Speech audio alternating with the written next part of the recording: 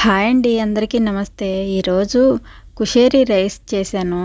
ఆ కుషేరీ రైస్ ఎలా చేశానో చూసేసేయండి. ఈ రైస్ అయితే చాలామందికి తెలిసే ఉంటుంది, అరబ్ దేశాలకు వచ్చిన వాళ్ళకి. తెలియని వాళ్ళకైతే ఈ వీడియో. ఇంట్లో ఉండే వస్తువులతోనే ఈజీగా ఎంతో టేస్టీగా కుషేరీ రైస్ ఎలా చేశానో ఆనియన్ ముక్కలను అయితే బాగా ఫ్రై చేసుకోవాలి.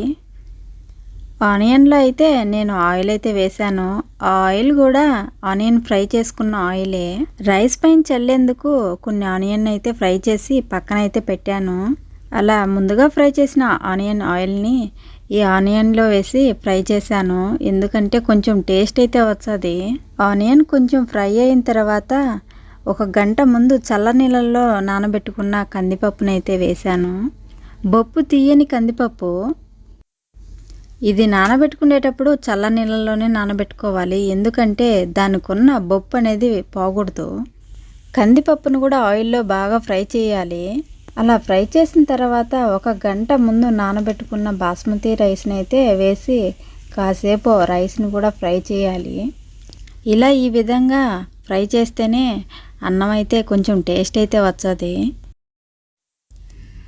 ఈ విధంగా ఫ్రై చేసుకున్న తర్వాత హాట్ వాటర్ని అయితే అందులో వేసాను. రైస్కు తగ్గ హాట్ వాటర్ అయితే వేసి అందులో టేస్ట్ కోసం కొంచెం అయితే సాల్ట్ వేసుకోవాలి. కొంతమంది అయితే మాజీని అయితే వేస్తారు, నేనైతే సాల్ట్ని అయితే వేసాను.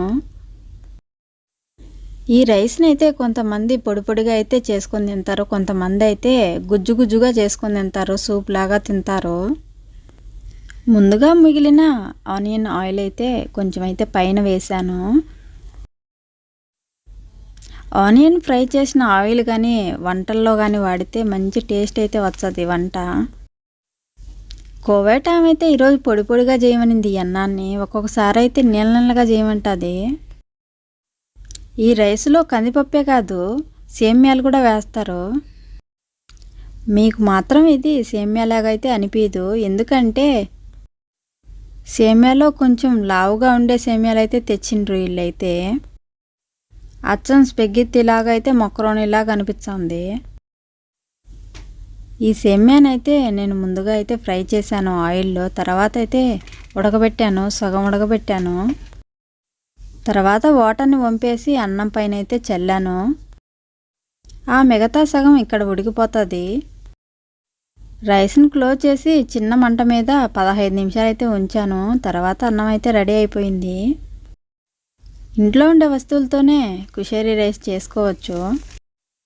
ఈ కుషేరీ రైస్ పైన అయితే ఉడకబెట్టుకున్న మొక్కరోని కూడా వేస్తారు. మొక్కరోని అయితే ఆల్రెడీ నేను ఉడకబెట్టి పక్కన పెట్టున్నాను. అన్ని వీడియోలు ఒకేసారి చూపిస్తే మీరైతే కన్ఫ్యూజ్ అయిపోతారు. ఈ అన్నం లేకైతే డగూస్ వేసుకుని తింటారు. రైస్ అయితే రెడీ అయింది, బాక్సులో అయితే పెడతాను అన్నము. రైస్ ఈ విధంగా అయ్యేటప్పుడే తింటే సూపర్ టేస్ట్గా ఉంటుంది. కోవేటం అయితే అదే విధంగా అయితే తింటుంది. అన్నం అవుతానే వచ్చి అన్నం అయిందా అని అడిగి 1 ప్లేట్ అన్నం అయితే ఎత్తుకోపోయినారు. ఆ విధంగా అయ్యేటప్పుడే తినే అలవాటు చాలామందికి ఉంటుంది. ఈ అన్నం చేసే టైం అయితే రాత్రి 2 గంటలు అవుతుంది. ఈ అన్నం తినేసి వాళ్ళైతే ఒక్క పొద్దు అయితే స్టార్ట్ చేస్తారు మళ్ళీ. ఈ గల్ఫ్లో ఉండే అరబీ వాళ్ళు రాత్రుల్లో అయితే అన్నం తినరు, ఎక్కువగా తినేది పిజ్జాలు, బర్గర్లు, శాండ్విచ్లు ఇలాంటివే తింటారు. కానీ రంజాన్ వస్తే మాత్రం ఖచ్చితంగా రాత్రులు ఒక్క బుద్ధకు ముందు ఈ విధంగా రైస్ అయితే తింటారు, ఎందుకంటే ఒక్క బుద్దప్పుడు ఎక్కువ ఆకలి వేయకుండా ఉండేదానికి రైస్ని అయితే తింటారు. ఒక్క బుద్ధు ఉండేటప్పుడు శాండ్విచ్లు, పిజ్జాలు, బర్గర్లు తింటే మాత్రం ఆకలి అయితే ఎక్కువగా అయితే వచ్చది.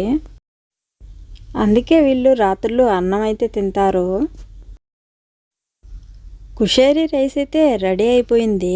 కొంతమంది అయితే చికెన్ ఫ్రై చేసి కూడా ఆ రైస్ పైన అయితే పెడతారు. నేను చేసింది మాత్రం నార్మల్గా ప్లెయిన్ కుషేరీ రైస్ చేశాను. అందులోకి డక్కూస్ కూడా వేశాను. డక్కూస్ ఎలా చేశానో ఆల్రెడీ నేను అయితే ఫుల్ వీడియోలో అప్లోడ్ చేస్తున్నాను, చూసేసేయండి. రైస్లోకి మాత్రం కూర తక్కువగా వేసుకుని తింటారు, అందుకే చిన్న చిన్న బాక్సుల్లో డక్కూస్ అయితే వేశాను. రైస్ అయితే పూర్తయిపోయింది. ఇంకా క్లోజ్ చేసేసి టేబుల్ మీద అయితే పెట్టేస్తే వాళ్ళైతే తిన్నాటికైతే వస్తారు.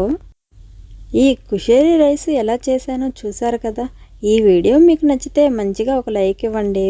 వీడియో ఎలా ఉందో కామెంట్ చేసి చెప్పండి. ఇలాంటి మరిన్ని వీడియోస్ కోసం మన ఛానల్ని ఇప్పుడే సబ్స్క్రైబ్ చేసుకోండి. Thank you for watching.